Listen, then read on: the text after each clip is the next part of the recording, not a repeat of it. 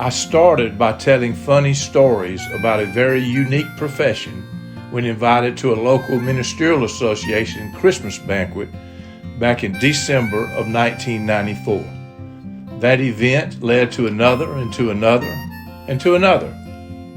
I later decided to add some life lessons and important biblical principles to my little talk. Things really took off then, and for many years I found myself speaking around 100 times a year. Whatever I was doing was working, and I was having a blast. The first time I spoke north of the Mason-Dixon line, I was a little apprehensive, wondering if my southern humor would work there. That was probably the best audience I ever had. Almost 20 years and a couple of books later, I was recorded professionally before a live audience by Joey Stuckey in his studio in Macon, Georgia, and an album was produced by Senate Records.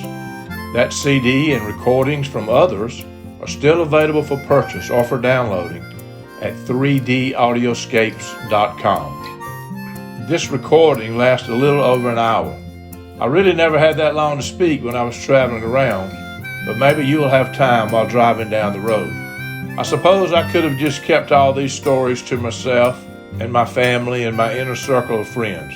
Looking back, I'm very glad I shared this with the world. Viewing life from a hearse, it could be worse. Laugh, think, and cry with the country Undertaker.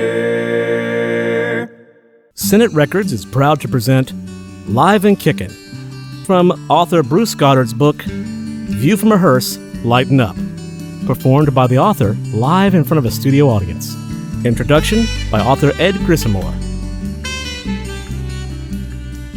I didn't laugh the first time I heard Bruce Goddard speak. I howled. My side split, my eyes watered. I learned never to be chewing your casserole when Bruce is telling one of his funny stories. Your neighbors won't appreciate it when you can't control the food coming out of your nose. It was in the spring of 1997 at a civic club meeting in Macon. Afterward, I flagged Bruce down in the parking lot, introduced myself, and told him we really ought to get together. It wasn't long before I found myself rocking on the front porch of Goddard Funeral Home in Reynolds. When Bruce tells his stories about being a fourth-generation undertaker from a small Georgia town, he is not laughing in the face of death. He is celebrating life with all its quirky imperfections. He makes us think. He makes us smile. He knows how to widen those smiles into laughter. In peeling back the layers and helping us understand and appreciate the lighter side of dying, he has no doubt saved lives too. You're about to experience a true gift. Laugh, cry, remember. If you do laugh, and I know you will, just put down your fork.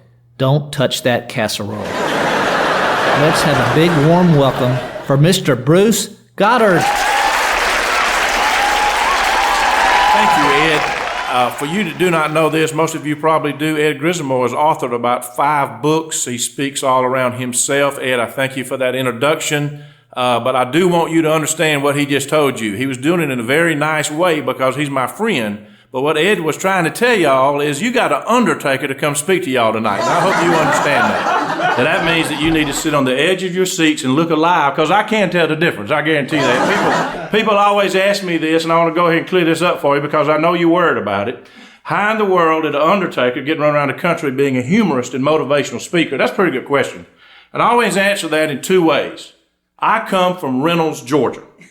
Now, I got to tell y'all, there ain't a whole lot of people that live in Reynolds, Georgia. And they're showing a lot of people that die there. I had to do something to make a living, if you know what I'm talking about. You know, it's amazing how long people live when you're in my kind of business. Have you ever thought about that? I heard this story about this man that turned 60 years old. And he went to the doctor to get his 60-year-old physical.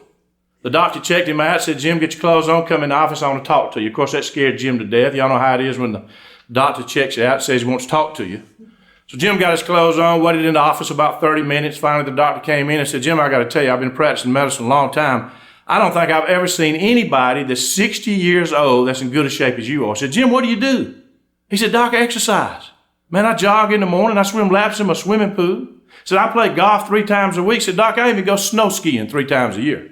He said, well, Jim, I can look at you and tell you do something. I mean, you're in great shape. Jim, let me ask you this. I said, I was just thinking, how old was your daddy when he died?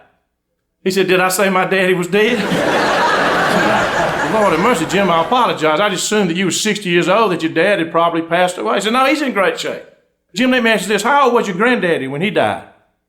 He said, did I say my granddaddy was dead? I said, my goodness, Jim, he must be 100 years old. He said, Doc, as a matter of fact, he's 106. So he's in great shape. He said, Doc, you ain't going to believe this, but he's fixing to get married.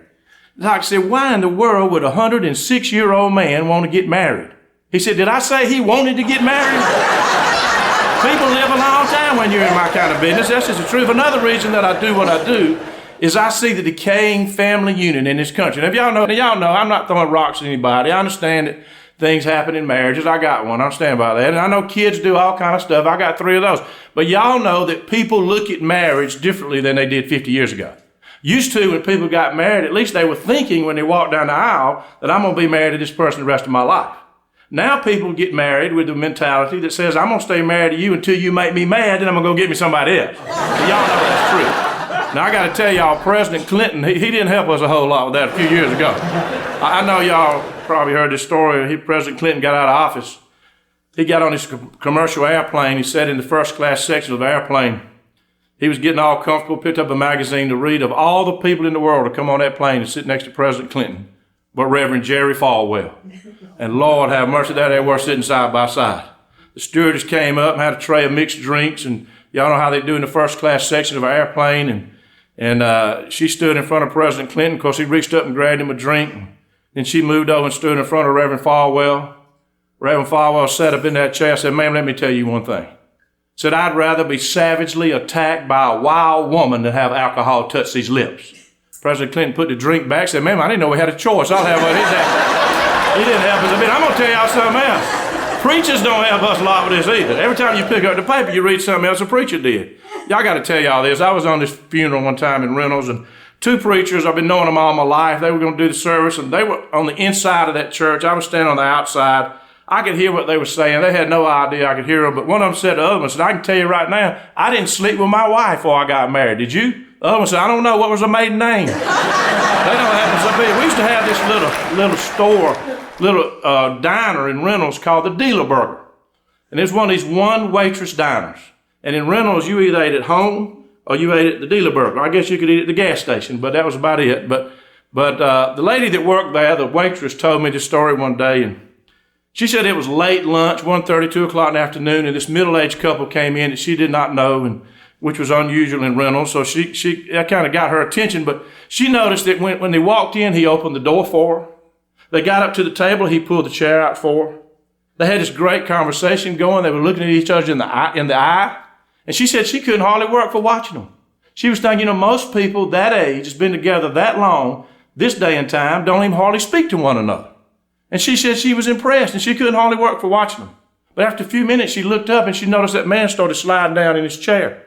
And just a few seconds went by, that man had slid under the table. And the woman kept right on eating like nothing was going on. And the waitress finally walked over there and said, ma'am, I am not trying to tend to your business. And I can see you enjoying your meal, and I'm glad you are, but I couldn't help but notice your husband has slid under the table.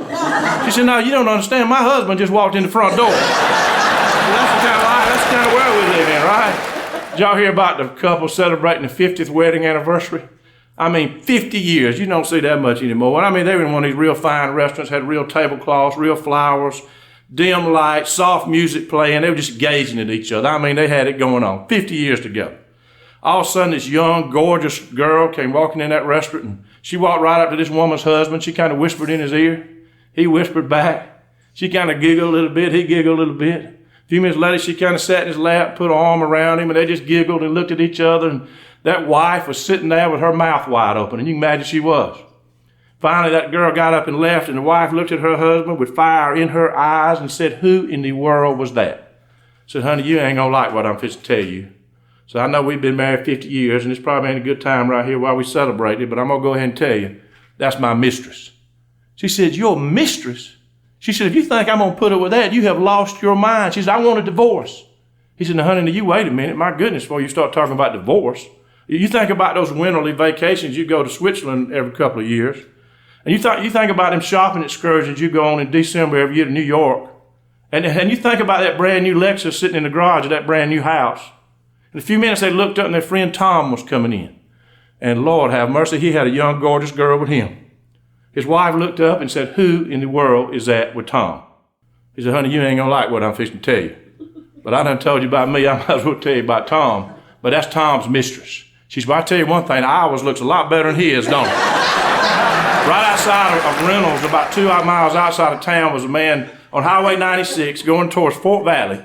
Was a man who lived, his name was Sid. And Sid and my granddaddy were very good friends. They were close friends. But Sid, this happened probably in the early 50s, and Sid's been dead a long time. But Sid got a bad case of the itch. And it's the kind of itch you ain't supposed to talk about in a public place. But he had it, and I'm going to talk about it in just a minute. Y'all know what I'm talking about. But Sid went downtown to our local drugstore. Clay Watley was a druggist in Reynolds back then, and Sid went in there, had a funny look on his face, said, Clay, you got to help me. I can't sleep at night. I'm keeping Eula mauled up. She can't sleep. You got to give me something. So Clay went in the back, and you know how pharmacists used to do years ago, and he mixed Sid a concoction in this little medicine bottle of all this stuff that pharmacists used to mix up. And finally he came out and he said, Sid, I know you're hard-headed, but listen to me. This stuff in this little bottle right here will last you the rest of your life. He said, Sid, this stuff is hot.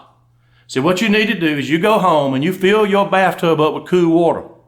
And Sid, right before you sit in that tub, you dab this stuff on you. Sid, a little dab will do you. It ain't going to take much. This stuff is hot. So Sid went home. He went in the bathroom, filled his tub up with cool water. He stood up there and stood by the tub, dabbed a little on him, and he was thinking, if a little bit would help, I believe the whole bottle would help a whole lot more. And he emptied that bottle out. He rubbed it all over him. He sat in the tub. A couple of minutes went by. He yelled out, Eula mauled! Eula mauled came to the bathroom door and said, Sid, what you want? Said, go get the car. Said, Sid, are you in the bathtub? Said, Eula mauled, for one time in your life, please do what I'm asking you to do. Go outside, get the car, get in it, and come to the back door and honk the horn. Said, Sid, you've lost your mind. So Eula mauled, y'all think I'm lying, I can take it right to the house. Eula mauled went out, she got the car, she drove it to the back door, there was a screen door back there, she honked the horn. Sid jumped out of the tub, he was butt naked, ran outside, jumped on the hood of the car, pulled both legs back, said, now drive, woman, drive. Listen, hood ornaments were invented in Reynolds, Georgia. That's where they were started. When I told you I was from Reynolds, Georgia, y'all knew you heard of it, and that's why. Hood ornaments were invented there. For me to tell you what I'm going to talk to you about a few minutes today, I got to tell you about a little bit about me. And if I didn't do that, what I'm going to talk about wouldn't make a whole lot of sense. But I want to tell you before I get started, I got something to tell you. And the only way that I can really tell you what I came to tell you is I got to take you on this little trip. And I want to tell you something else that you really need to think. You won't hear what I got to say until you get to the end of what I got to say. So that means you don't need to form any opinions about what I'm talking about until I get to the end, because it really ain't going to make no sense until I get to the end. It reminds me of a story, this man that went to the doctor, and he said, finally got in to see the doctor, said, Doc, I got a pain in my groin. It's running around the back of my leg, across my buttocks. It's running the base of my spine, up my backbone, through my neck. It's running into my head, and it feels like my head's going to bust wide open. Doctor said, oh, my Lord, I tell you, I've seen one case of that since I've been a medical doctor. And there's not but one solution to your problem. He said, Doc, what is it? He said, complete surgical castration. I said, my gosh, Doc, I want a second opinion. He said, okay, you're ugly. He went to another doctor. He finally got in to see the doctor. He had a frantic look on his face. Doc, I got a pain that starts right here in my groin. It's running around the back of my leg, across my buttocks. It's running at the base of my spine, up my backbone, through my neck, and it's running into my head. It feels like my head's going to bust wide open. Doctor said, I've never seen a case of that, but I studied it in med school. It's not but one solution to your problem. Complete surgical castration. So the man, dejected, he went and had the surgery. And he got back home and recuperating, and after a couple of weeks there, he thought, if I can get out of this bed and drive around town, I believe it'll help me get out of this depression I'm in. And he was a little bit depressed, and you can imagine he was. And he was riding down the road, and he saw a clothing store on the side of the road. He thought, I believe if I get me some new clothes, it'll really help me get out of this depression I'm in. So he walked in this clothing store. The salesman met him at the door, and the salesman, the man told the salesman, he said, sir, I've had some physical problems. I'm a little bit depressed, and I think I want a complete new wardrobe. The salesman said, man, you're in the right place. You wear a 44 regular coat, don't you? He said, how do you know that? He said, man, I can look at you and tell. I've been doing this 30 years. I can look at you and tell what size coat you wear. You wear a 44 regular. He said, that's amazing. He said, you got a 16-inch neck. He said, you got a 32-inch inseam. Man said, you're amazing. I mean, that is right. I can't believe it. Said, man, I'm feeling better already. Man, this is great. He said, you wear a size 32 underwear. The man said, now, wait a minute now. You were doing good, but I actually wear a size 28 underwear. The man said, listen, I've been doing this 30 years. I don't want to. I can just tell you, I know what size underwear you wear. I can look at you and tell you wear a size 32 underwear. The other man said, listen, you about to make me mad. I came in here depressed, and I know what size underwear I wear. I wear a size 28 underwear. I said, sir, let me tell you something. If you wore a size 28 underwear, you'd have a pain that started right here in your groin. It'd run around the back of your leg, across your buttocks. It'd run the base of your spine, up your backbone, through your neck, and it feels like your head was going to bust wide open. Now, sometimes we make decisions based on incomplete information. So what I want to tell you again is you listen to the end of what I got to say before you formulate any opinions of what you're going to do about what I say, okay? Back in 1866, that's a long time ago, 140 years ago, my great-granddaddy moved from Macon, Georgia to Reynolds, Georgia to start a business. Now, he did that because he thought Reynolds was on the verge of becoming a booming city. Now, you got to understand, there were 1,200 people that lived in Reynolds in 1866. And there's still 1,200 people that live in Reynolds. But it became my lot in life to work in this family business that my great-granddaddy started way before my time. As in most family businesses, my great-granddaddy started it. My granddaddy came and worked with my great-granddaddy way before I was ever thought of. A lot of years after that, my dad came on the scene and worked with my granddaddy. Again, my great-granddaddy died by then, but my dad and granddaddy working together. Then a lot of years after that, I came on the scene and I worked with my daddy and my granddaddy in this general store in Reynolds, Georgia. Their motto, when I was growing up working in this store, and it was literally written on their checks, but their motto was that we sell everything from Evan Rude Motors to Hook Cheese. Trust me, they did. Daddy was the Browning gun dealer. Y'all know about Browning guns, right? He was a Wilson Sporting Goods dealer. He was a GE appliance dealer. He sold the first television ever sold in the county. He went to school to learn how to work on them. He dug wells. He put the pumps in.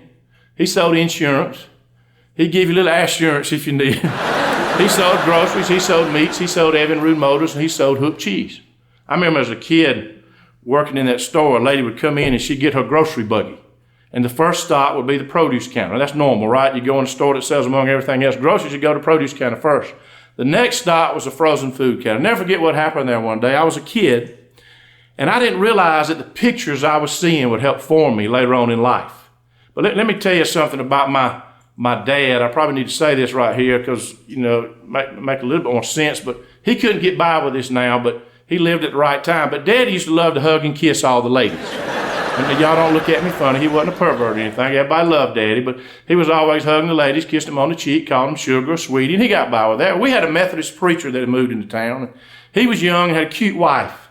And Daddy was always hugging her on her, kissing on the cheek, calling her sugar or sweetie or whatever. But this lady was bent over the frozen food counter one day trying to pick out a frozen food. And Daddy walked by in his normal kind of fashion, kind of pat on the rear end. We walked by and said, "How you doing, sweetie?" Well, this lady like to turn the counter over him. She jumped up, turned around. It was a complete stranger. Daddy said, "Lord have mercy, lady, excuse me, I thought you were the preacher's wife." That lady got out of there. I don't know who she was. She was passing through town trying to buy some ice cream. That woman didn't buy nothing. I can tell you what, she left. If you leave the frozen food counter, the next stop was the meat market. Now, this is one of those old-fashioned meat markets. Some of you know what I'm talking about. Some of you probably won't have a clue. But, today you go in the stores, they've already wrapped the meat, they've named it, they've packaged it, they've priced it. You pick out what you want and you go pay for it. But this is one of those meat markets that you ordered what you wanted. If you wanted 2 pounds of hamburger meat, you tell the butcher, take that meat right there and take that meat right there and go combine it together and go back there and grind it for me. I remember I was standing in front of that meat market one day and there was a lady standing there and she had a chicken fryer in her hand. And she had one hand on one leg and one hand on the other leg, and she had the chicken right up to her nose. And she was checking out the chicken. And my daddy walked by and he looked back and said, "Francis, what in the world are you doing?" She said, "Ed, I'm checking this chicken. I'm smelling it to be sure it's fresh." He walked back and he looked back and said, "Francis, I just thinking, you think you could pass that test?" I won't ever get that. I was standing in front of a meat market one day, and there was a lady, and she was ordering her roast, and she was telling him whatever she wanted, and she said, "Let me ask you this before you cut my roast." She said, "Did anybody pass away last night?" She said, "Well, as a matter of fact, Mr. Jones died last night. So I tell you what, while you're cutting that roast, I'm going to go back in the back and pay my last respects. We had a funeral home behind the meat market at the grocery store. And listen, you talk about one-stop shopping. Now you think about it. You got these super Walmarts where you can go in and you can get your groceries, you can get your hardware, you can get your furniture, you can get your food, listen, we were doing that 100 years ago in Reynolds, Georgia. I mean, think about it, Walmart ain't got a funeral home in the back of it, right? It began to dawn on me several years ago that I lived a pretty unique existence. Now you think about it, being in a town the size of Reynolds, Georgia, and being in the business among everything else we did, but of burying people that you've known and loved all your life. I got to tell y'all, I know everybody in Reynolds, Georgia. I've been in everybody's house. I've been in everybody's refrigerator in Reynolds, Georgia. And been in the business of burying people that I've known and loved all my life. I believe that I view life differently than most of y'all. Y'all deal with death when you're affected by it. And I'm going to tell you, just so you really know where I'm coming from and why I really started doing what I do, death is tough stuff. Several years ago now, I lost my mama and my daddy within 5 months of each other. And I got to tell you, neither one had been sick, but I got a new understanding of what I've been doing all my life. I buried a lot of people's mom and daddy, but when I buried my own, I began to get a new understanding of what I've been doing. But because of what I've done and what I still do today in a different way, I've made some observations about life. And I call my observations view from a hearse. Because I've been viewing life from a hearse since I was a little kid. I can't help it, that's just the way I see it. And the first observation I made, and you guys, y'all don't get mad with me, but you listen to this country Undertaker, because I'm fixing to tell you the truth. The world ain't gonna stop when you die. Some of you guys got up this morning, you looked in the mirror and you thought, doggone, I'm important, If something was to happen to me, my wife would be in a mess. Listen to me, I hate to tell y'all, she'll be fine. See it all the time. Y'all heard the story about the couple laying in bed. He was asleep, she couldn't sleep. Middle of the night, she reached over and shook him, scared him to death. He jumped up, said, honey, what's wrong? She said, I got something on my mind, I can't go to sleep.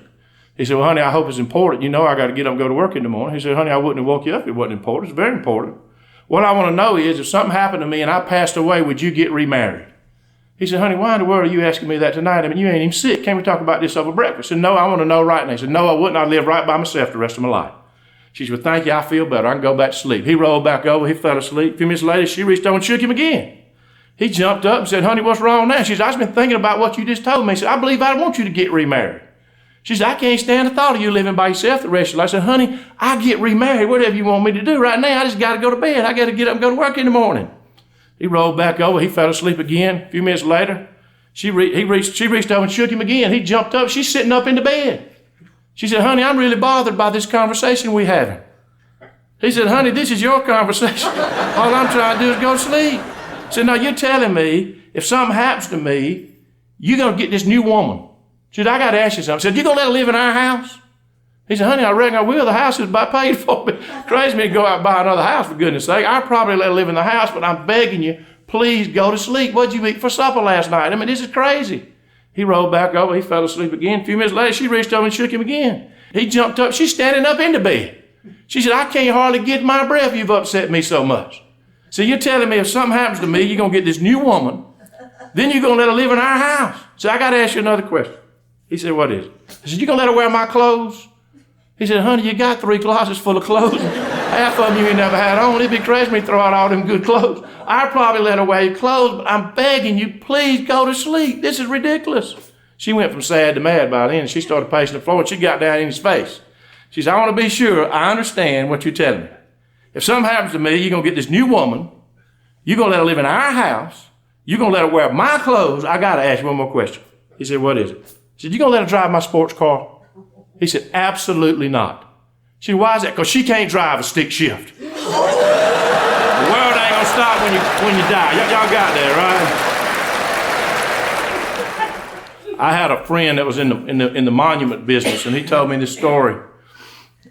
This lady lost her husband. There was nothing funny about it, trust me, but she came to him and bought this big monument to go in this country cemetery. It had the names and dates and stuff on it. And about 2 weeks after she ordered it, she came back to him and said, Jim, I want to talk to you about the monument. I know what I've ordered, and I know it's got the names and dates, and I know it's not in yet, but I just wondered if I could have something inscribed on the back of that monument. He said, yes, ma'am, you can. You got a big monument. We charge by the letter. We put whatever you want. You just tell us what it is. She said, I want these words inscribed. The light of my life has gone out. And he said he could certainly do that, and he called and had that added to the monument. About 2 weeks later, he installed that monument in the cemetery. About 2 weeks after that, she came back.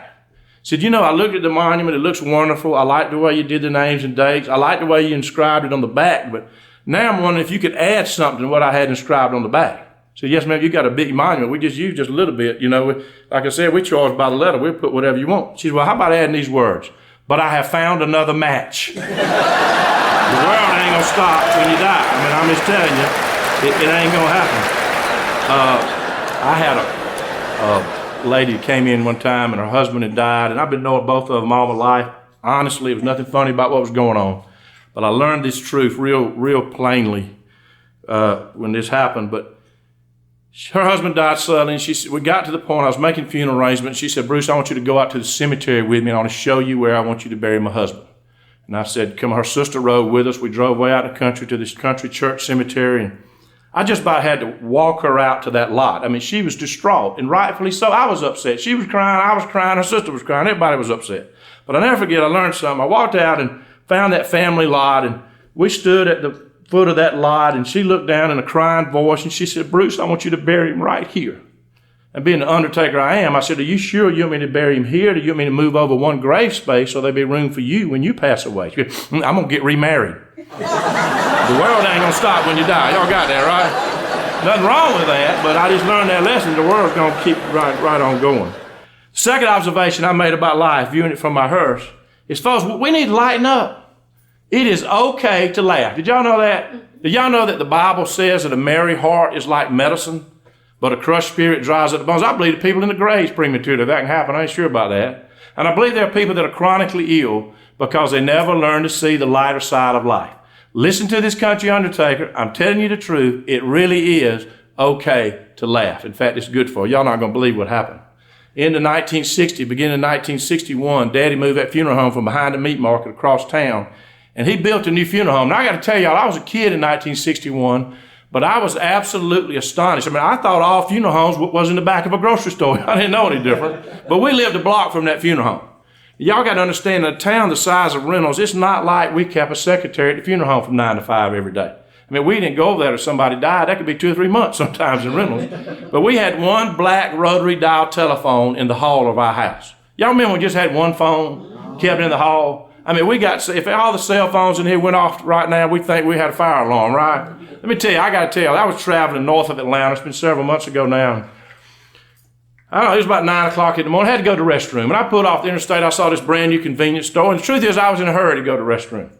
And I went in this convenience store, and I was about in a gallop, but I ran in, and I went to the men's room. And I remember there were 3 stalls. I wasn't thinking, should have been, but I wasn't. I ran in there, and I went up to the first stall, and I just ripped the door open, and there was a man in that stall. I said, Lord have mercy, I am so sorry. And he looked at me funny and all that stuff, but I was going to skip a stall and go to the third stall. That's a man thing, ladies. I don't know whether y'all know about that. But anyway, I got to the third stall. It was dirty, so I had to go back to the second stall. By the time I got in the second stall, the man over in the first stall said, how you doing? And I'm thinking, I don't know who that is, but, I done embarrassed him to death, so I definitely want to be nice. I was like, I'm doing fine. A few seconds went by, and he said, what time did you leave this morning? I'm thinking, I don't know who am I talking to up in this public restroom 3 hours from home, but again, I want to be nice. I left about 6:30. By the time that guy said, let me call you back. Every time I ask you something, some idiot over in the next stall is trying to answer. I had to put my feet up in the stall till that man left. There was no way I was going to meet him at the sink after all that. I can tell you that. There wasn't no way we were going to do that. Well, we had one black rotary dial telephone in the hall of our house. And we had one black rotary dial telephone on the desk at the funeral home that was a block away. We didn't have cell phones or call for it or anything else.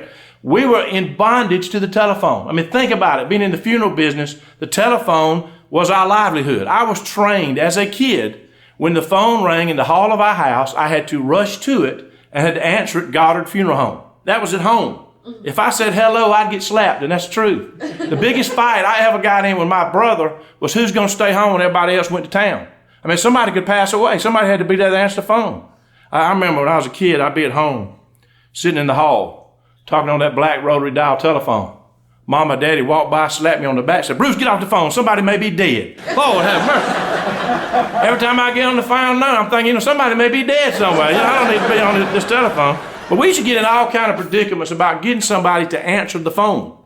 And especially when, my brother and I were too little to answer it. Our older brother and sister had gone to college, and Daddy and Mama had a friend. Her name was Miss Jessie. And Miss Jessie was an elderly lady, but she was good about coming over to the house and answering the phone so Mom and Daddy could get out of the house every now and then. And I'll never forget this night, Mom and Daddy were going to go next door to eat supper with Dr. Watley and Rosemary. Dr. Watley was a town doctor, one of two doctors in town, but they lived next door to Mom and Daddy. And Daddy asked Miss Jessie to come over to answer the phone, and he asked if she would to sit in the hall so she could hear the phone. Sometimes she couldn't hear good. And said, here's a pad and here's a pencil. If somebody calls, you write down the name of who called and the phone number, and you just walk next door to Dr. Watley's house and get me. He didn't trust her to dial the number and all that, and he explained to her that somebody could pass away. It's very important for her to answer the phone. Sure enough, that night, they'd gone to eat. I heard the phone ring. I was too young to talk on it, I guess, and I knew she talked to somebody. I knew she didn't write anything down. But Miss Jessie went next door, and she said, Ed, somebody's dead. And Daddy said, well, Jessie, did you get the name of who it was? She said, well, tell you the truth, they were upset. Well, Jessie, did you get the phone number of who called? She said, Ed, tell you the truth, when they got upset, I got upset. She said, Jessie, you mean to tell me that somebody's passed away and the family's called our funeral home to come get the body and you didn't get the name or the phone number of who it is? She said, well, Mr. Ed, you and Dr. Watley sitting right here. Don't y'all know somebody around here that's been low sick? Well, they had to travel all over the county trying to figure out who it was that passed away. Now, I'm telling you that. I told you that so I can tell you this. How many of y'all remember when your parents used to tell you when you were going out of town somewhere that they wanted you to call home, collect, and ask for yourself so they could be sure you got wherever you're going? So y'all remember that? I never understood that. Go ahead and spend the 10 cents and talk to your children. But my mama did that. And I had a brother that went to the University of Minnesota. He was 12 years older than me. He still is 12 years older than me. That really hasn't changed. But he came home about twice a year. And I went with Mom and Daddy to Atlanta one Sunday afternoon to take him back to the airport for him to go back to Minnesota. And I remember the last words Mama told him when he got on that plane to go back to Minnesota. She said, Mac, when you get to Minnesota, the first thing you do when you get there is you call home, collect, and ask for yourself so I can be sure you got there safe. Y'all with me, right? She want to be sure boys are all right, but she want to save a little money, right? Y'all with me? Well, the first problem was he got to Minnesota before we got home from Atlanta from the airport. That was problem number one. Problem number two was Miss Jessie was answering the phone that night. And y'all know how the operator used to do, so I have a collect call from Matt Goddard. Will you accept the charges? She said, well, he ain't here. And Matt realized that was Miss Jessie on the phone. I said, operator, I'll call back later. She said, operator, that sounds like him there. Some of the funniest things happen at the most serious times. Y'all ever known that? I mean, that's when things really are funny, when it's not supposed to be funny. I got to tell you, when I was 13 years old, my daddy wanted me to go with him on my first death call. Now, I got to tell you, 13 is kind of young to be going on a death call. Somebody died, and we had to go get them, and Daddy said, son, it's time for you to go with me. And I was nervous. I mean, I was worried if I could pick up my side of the stretcher. For one thing, I was a kid, and we drove out of this house, and I'm telling you, when we pulled up at this house, there were cars on both sides of the road. There were people all out in the yard. There were people on this wraparound front porch. I mean, my heart sunk. I'm thinking that this must be the mayor. This is somebody important. I learned something that night, by the way. I don't know how it is where y'all live, but where I come from Taylor County, Georgia, there's something about death that makes people think of tater salad. Listen, I'm serious about that. Listen, you can be in the hospital. The doctor can come out of the operating room, pull the mask off his face, call the family together and say, I'm sorry, Grandpa didn't make it. My Lord, let me go home and make some tater salad. That's the first thing everybody does. Well, I was relieved that night to find that out. I'm thinking, well, maybe this man ain't that important, Everybody just bringing tater salad to the house. That made me feel better. But I stood out by the hearse and while Daddy went in to talk to the family. And finally he came back. And I had him get that stretch up his flight of steps. And I remember it was a big wraparound porch. Several doors went in that house off that porch. But we rolled the stretch up to one of the doors. And Daddy said, Bruce, the man is in this room. You roll the stretch on in and wait on me. I'm going to go talk to this family. 13 years old. I remember like it was yesterday. I rolled the stretch in the room. The man was laying on the bed. I rolled the stretch up next to the bed, and I'm standing there. I'm thinking, Daddy, whatever you're doing, please hurry up. And I knew I was in over my head, and I looked down, and I thought I saw the man move. Now, I'm going to tell you something. I backed up. And I'm thinking, surely this man's dead. They wouldn't have the Undertaker out here with all this tater salad. Man hadn't really passed away. So I got myself together, and I eased back up to the bed. I'm thinking I'm hallucinating. I'm too young to be doing this. And about that time, I looked down, the man reached up and scratched his nose. I'm going to tell y'all something. I wasn't but 13 years old. But you ain't got to be a rocket scientist to figure out, they out there picking out pallbearers. This man here scratches his nose. We got problems, you know? So I went out looking for Daddy. I met him coming in. I said, Daddy, I need to talk to you. He said, son, we can talk on the way to the funeral home. The family's ready for us to move him to the funeral home. I said, Daddy, I believe I need to talk to you before we move him to the funeral home. He said, son, what is your problem? I said, Daddy, the man's not dead. And Daddy looked at me, looked across the room. The man that was dead was in a chair on the other side of the room. I was on there with his invalid father who was laying in the bed. I'll tell y'all, there's more to that story. When y'all call the Undertaker to come to your house, be doggone sure to get the right fella. It can absolutely happen. I mean, it really can. One of the questions I get asked more than any other question, I'm serious about it, especially by ladies, and I travel all over and I speak to all kind of groups, and people come up to me and ask questions. People have questions about this death industry. The question I get asked more than any other question is this: do you split a man's coat in the back before you put him in the casket? Has that been something about the word y'all do? Well, let me tell you, the answer is you do if the coat don't fit. Okay, that's the deal. When I was in mortuary school, I had this teacher who's retired Undertaker from Oklahoma. And he told us he should split all the coats. He said he lied about it. He said he figured the family wouldn't understand it. And the truth is they wouldn't ever know the difference. Until one day a lady came in, was about to go back and view her husband who passed away. She said, sir, I need to ask you something before I go view my husband. Did you split my husband's coat? He said, no, ma'am, I certainly did not. She said, well, thank goodness, because I gave you the wrong coat. So that's my son's coat. That Undertaker stood there a minute and said, lady, I didn't split it, but I'll have to split it to get it off. That's a fast-thinking Undertaker right there. That reminds me of the story. A young boy working in one of these big chain grocery stores. He's running the produce department, and he was working hard, and this arrogant acting man came up. Everybody's met those, and he picked up this head of lettuce that the customer did and turned around to the young boy and said, son, I want to tell you something. I'm not going to pay $1.20 for one head of lettuce. He said, this is absolutely ridiculous. What I want you to do is take this head of lettuce, cut it in half, and I'll give you 60 cents for half of it.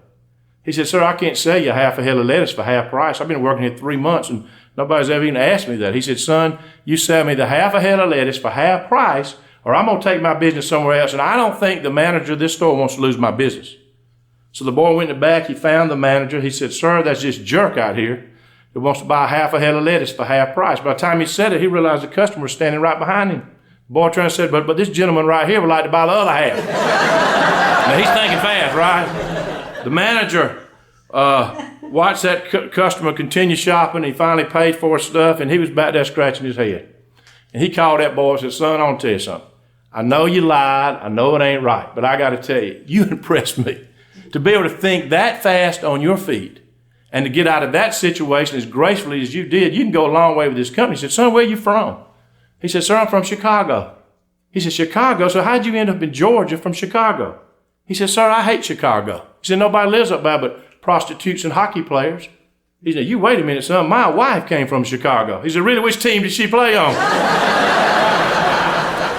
I got to tell you, before I was a very young kid. I guess I was probably 13 or 14. I went with my daddy on a death call one night, and I can't remember. I know it's two sisters, and one of them had died. They lived together. I think they were widows. They may have been old maids. I'm not sure, but back in those days, today when somebody dies at home, either hospice pronounces them dead or coroner is there or whatever. But in those days, either Dr. Watley or Dr. Sams was always at the house.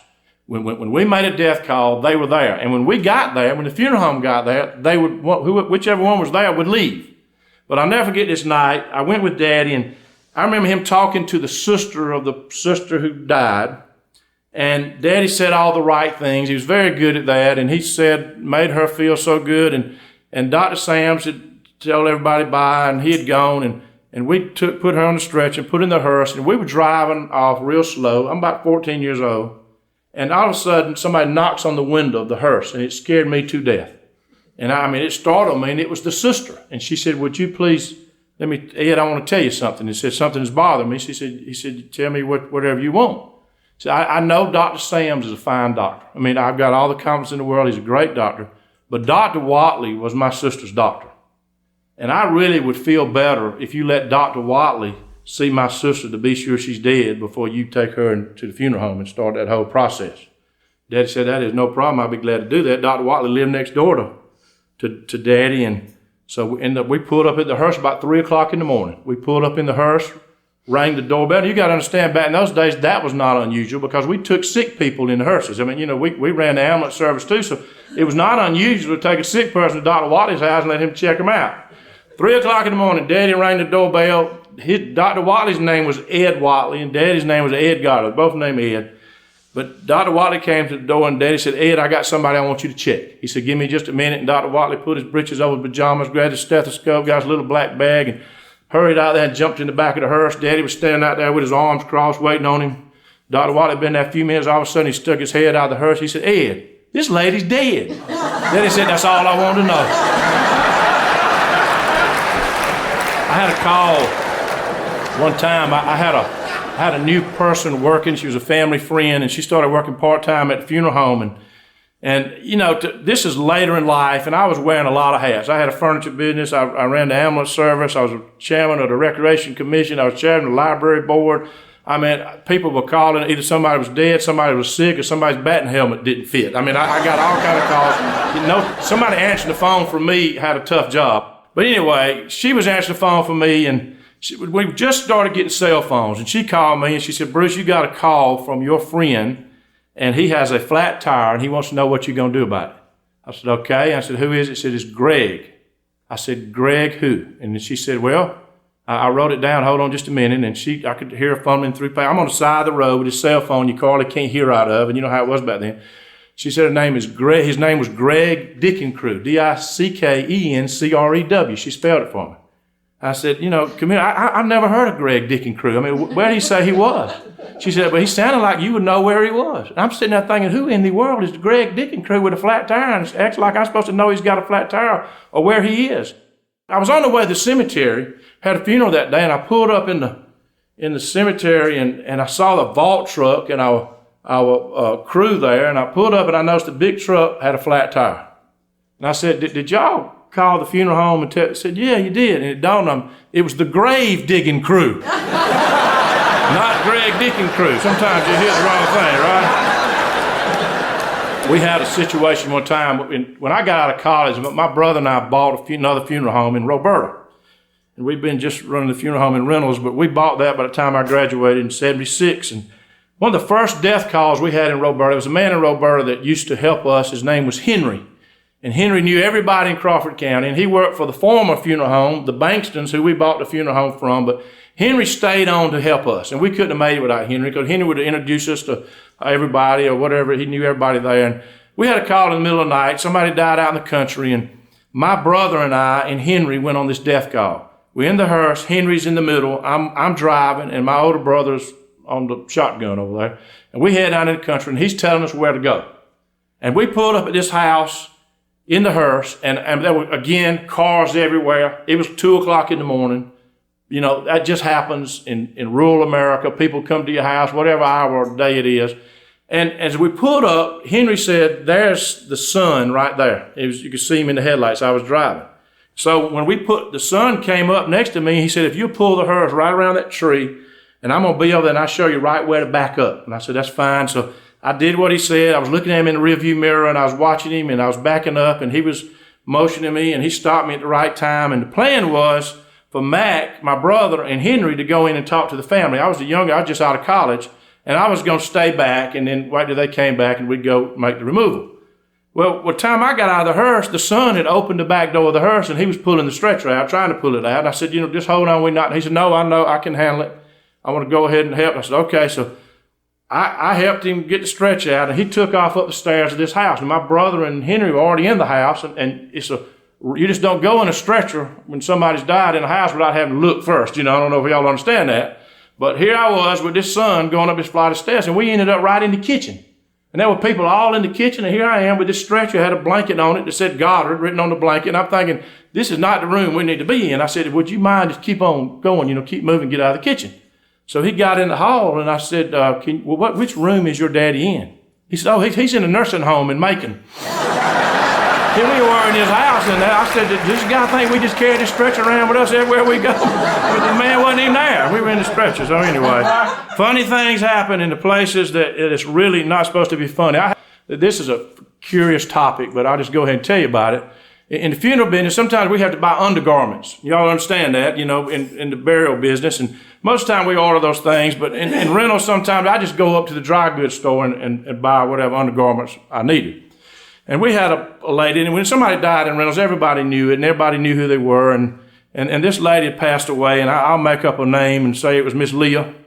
And but everybody knew Miss Leah died. She was about 96 years old, and I went uptown to the dry goods store, the Brazel's department store, to buy some undergarments. And Miss Emmeline was working there, and Miss Emmeline was working there simply to have something to do. Her children were all very well-to-do, live all over Georgia, very well-to-do family, but Miss Emmeline just worked there to have something to do to pass time out. And I walked in, and I said, Miss Emmeline, I need some undergarments. She said, I know just what she wears. I said, okay. And I'm thinking, I don't know what this 96-year-old woman wore, but whatever, that's fine. So she went over and put us in those skimpy-looking, bikini thong-looking underwear. And I thought, well, that's unusual. I can't imagine that she wore that underwear. But I said, okay, that's fine. She said, oh, I said, you sure? I said, I'm positive. She's bought them in here a lot of time. I said, okay, whatever. So I'm over here paying for these underwear for this 96-year-old Miss Leah. And I started thinking, I said, Miss Emmeline, who do you think you're getting these for? She said, well, you are getting them for your wife, aren't you? I said, no, ma'am, this is for Miss Leah down at the funeral home. And I got to tell y'all, I was laughing so hard, and I looked back in that store window. I was getting in my car, and she was still laughing. Until the day she died, every time she looked at me, we both would start laughing because of that. But there's some funny things that happen. I got to tell you, the first time I ever did a talk, I spoke to the Taylor County Ministerial Association Christmas banquet. And the whole topic of my talk was funny things preachers do. And from my perspective, in the funeral business, preachers do some funny things. We had a guy, he's a great friend of mine. He still is a great friend of mine. His name is Brother Ranny. He's a part-time preacher, and he helped us. He's a funeral director and helped us part-time. And we had a funeral one day, and a lot of times he not only helped on a funeral, but he also preached the funeral. If they didn't have a preacher, and sometimes he was their preacher, but he would preach funerals that he didn't know. But this is one of his families, I think. But I picked up the family, and I was coming to the church in procession with the family. And I had my guys at the church, and it was packed, people everywhere. And Randy was going to preach the funeral. And on the way to the church, the family gave me a cassette tape and said, Bruce, will you play this tape during the funeral? And I'm thinking, I don't know whether that's how great they are to Steppenwolf, but, if that's what they want me to do, I'll certainly play it. And so I got to the church, and outside, it was right at the funeral hour. Jeff, the guy that was running the funeral there at the church that worked with me or for me, I said, I've got this cassette tape. The family wants me to play it. Do you know where the player is? He said, it's in the pulpit, but I know you're not going to go play that tape when you don't even know what's on it. I said, they've asked me to do it. I'm going to do it. So I told Randy, who's preaching, I said, Randy, I'm going to walk down the aisle with you. And I'm just going to sit up in the pulpit with you, and I'm going to play this tape first, and then you get up and you preach, but give me time to get out of there. I'm going to come back out, but I'll play it, because they asked me to play it. So sure enough, we started the funeral. We had everybody stand. Randy and I walked down the aisle. Everybody, the family came with us. I'm sitting up between, as far as from me to you on the front row right there from the family.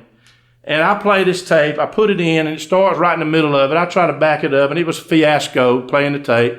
But I finally got the tape played, and as soon as it got through, I heard something that sounded like somebody was moving a piano across the stage. This podium did not have carpet. And I looked up, and Randy, and y'all got to understand, Randy was a big guy. I mean, he was a real big guy. I'm not sure exactly what he weighed, but it was about twice as much as I weighed for sure. But Randy had his butt caught in the pulpit chair. It's one of these big old chairs with the arm things. And he literally picked up the whole chair with him. And I was thinking, I got to help him. So I walked over literally and put my foot up against him, to get the chair off. But this is starting the funeral now. And I never forget, Randy started that funeral off about as good as I've ever heard in my life. He walked up to the podium in a serious voice, very, very distinguished. He said, that was a little tight.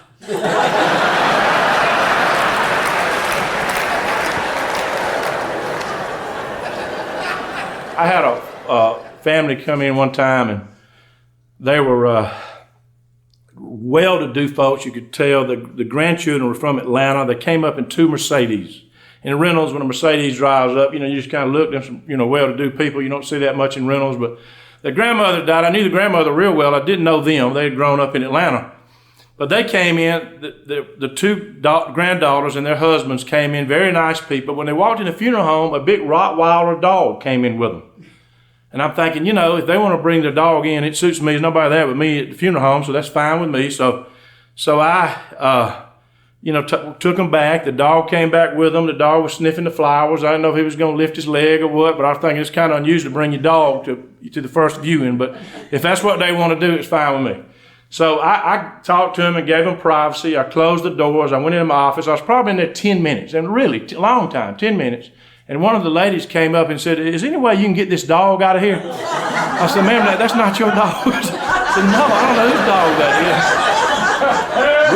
We had a neighbor move next door, Beverly and Butch Hobson, and they had a dog named Nubby. I got to know Nubby later on, but Nubby had come in the door with that family. I'm sure they were sitting there thinking, what kind of funeral home is this? I mean, we're from Atlanta, drive these Mercedes, you got a dog walking around in the visitation room. But one of the classic stories I ever heard about, I was talking about funny things happening in serious places. Y'all probably have heard about this. But this preacher from Middle Georgia went down to South Georgia, to Alma, Georgia, to preach a funeral. It was in the middle of the summer. It was hot. It gets hot in Alma, Georgia in the middle of July. And it's one of these small Baptist churches where you got people lined up on the walls, people outside, people everywhere. Had the fans going, the funeral home advertising going, people fanning off. It was hot. And the family had come to this funeral director that morning and said, we've got an unusual request, and I know that we've told you to have the young man that's going to sing Amazing Grace at the funeral. But the family, the son-in-law came and said they've been talking about it, and they want you to sing Jingle Bells. They want him to sing Jingle Bells at the funeral. I said, "Are you sure?" I said, they said that was her favorite song, and that's what they want sung.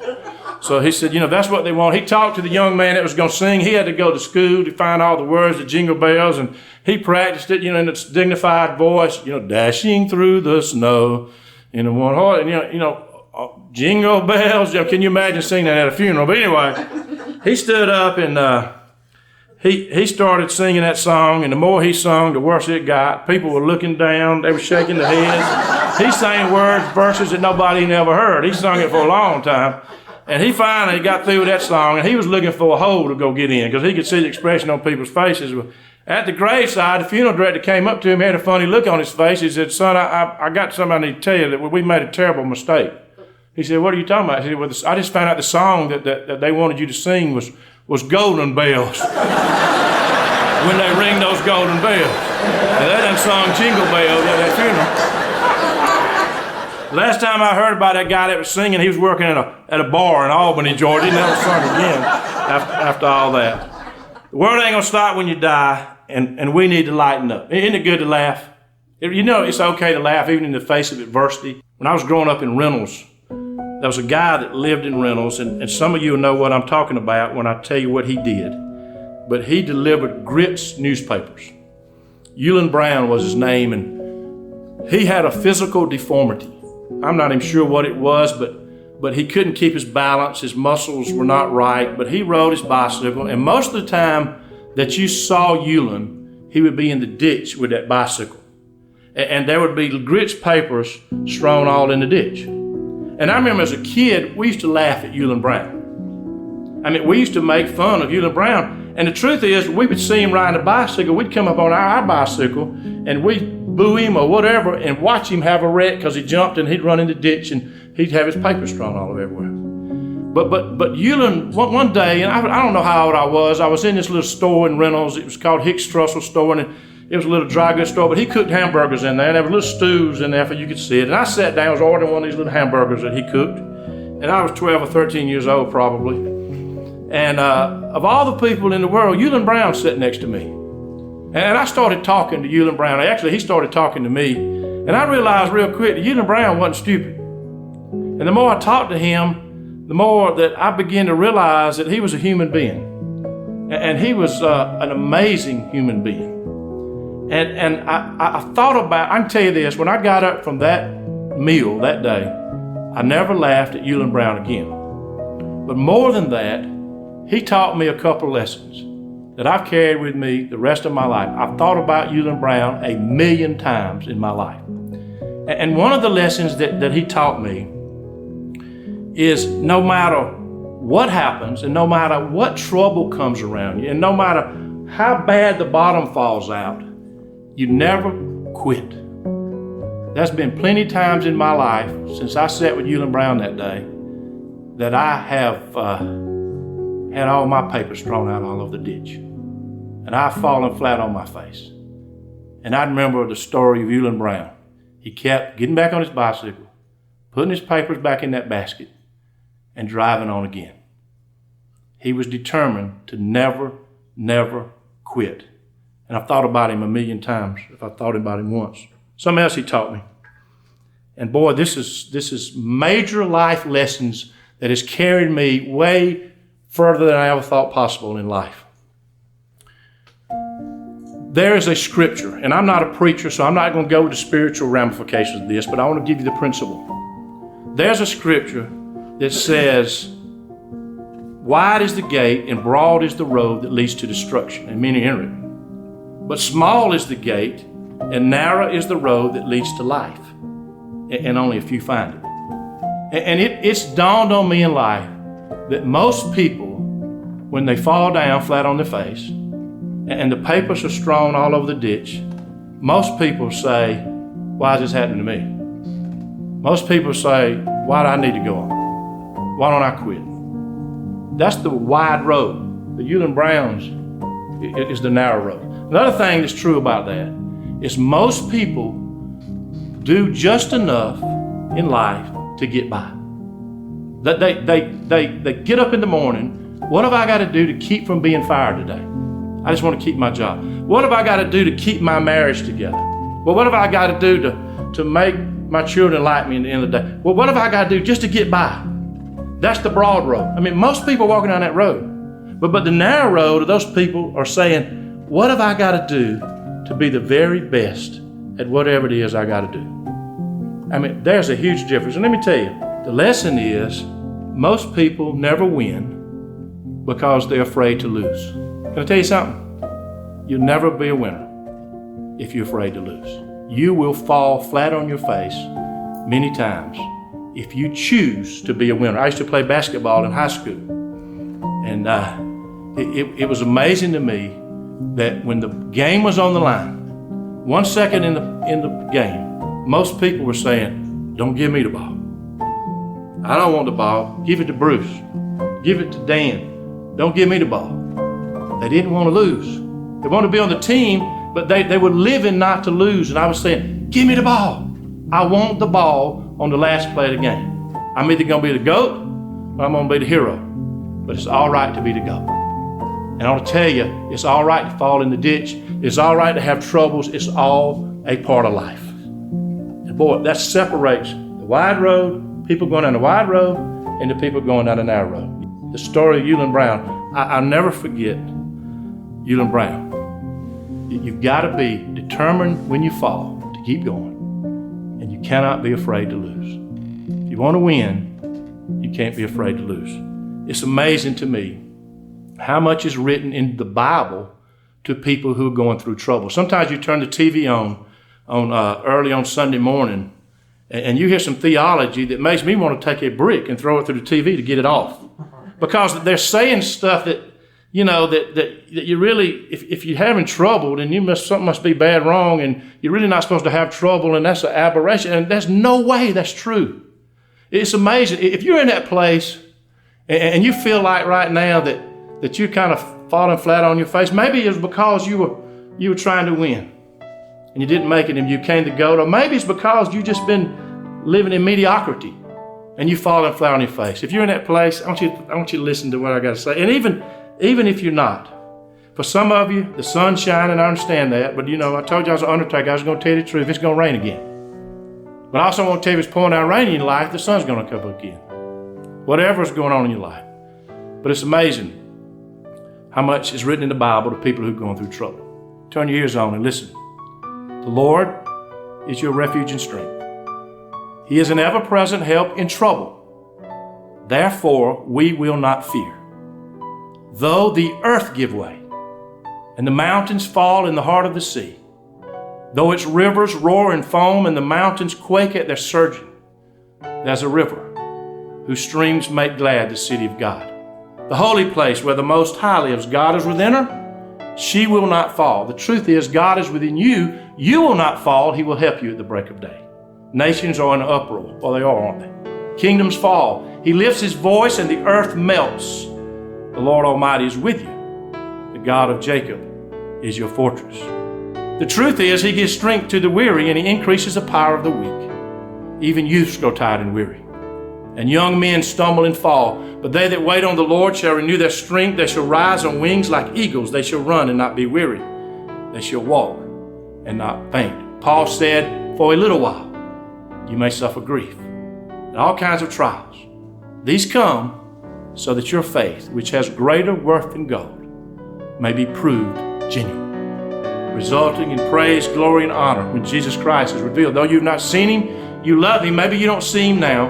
You're filled with a glorious and inexpressible joy, for you are receiving the goal of your faith, the salvation of your souls. Maybe you are hard-pressed on every side, but you're not crushed. Perplexed, but not in despair. Persecuted, but not abandoned. Struck down, but not destroyed. Therefore, you do not lose heart. Though outwardly you may feel like you're wasting away, inwardly you're being renewed day by day, for your light and momentary troubles are achieving for you an eternal glory that far outweighs them all. So you fix your eyes not on what is seen, but on what is unseen. For what is seen is temporary. What is unseen is eternal. Rudyard Kipling wrote a poem to his son. One of the most powerful things I ever learned. I learned it when I was a kid. He said this: if you can keep your head when all about you are losing theirs and blaming it on you, if you can trust yourself when all men doubt you, then make allowance for their doubting too. If you can wait and not be tired by waiting, or being lied about, don't deal in lies, or being hated, don't give way to hating, yet don't look too good, nor talk too wise.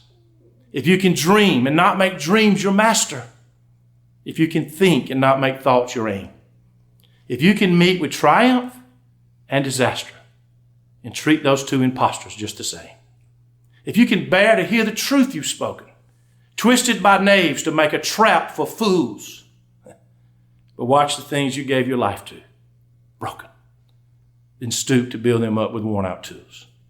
If you can talk with crowds and keep your virtue, or walk with kings and keep the common touch. If neither foe nor loving friend can hurt you, and all men count with you, but none too much. If you can fill the unforgiving minute with 60 seconds worth a distant run, then yours is the earth and everything in it. And he said, which is more, you'll be a man, my son.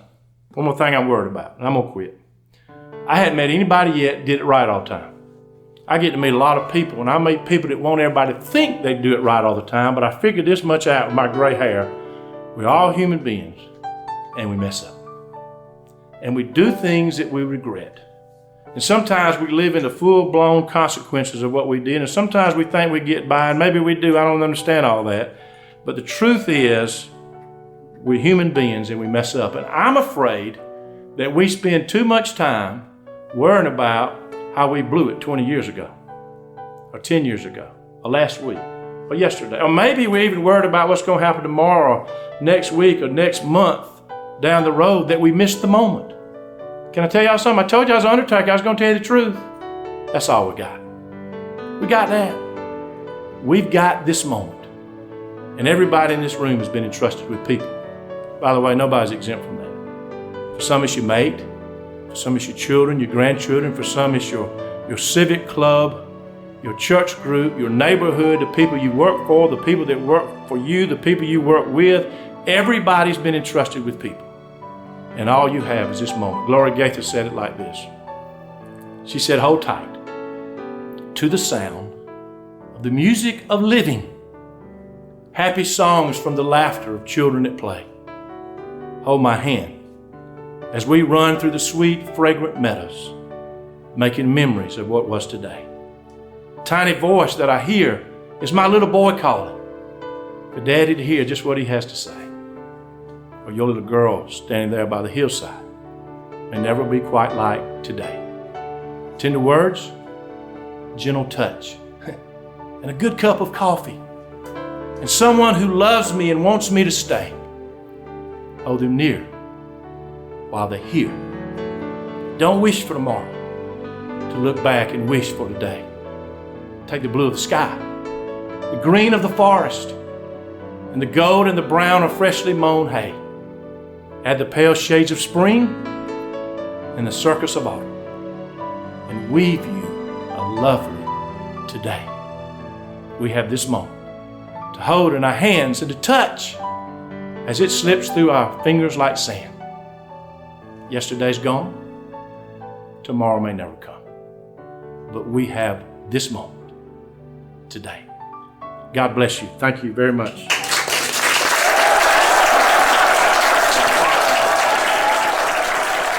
Viewing life from a hearse, it could be worse. Laugh, think, and cry with the country undertaker.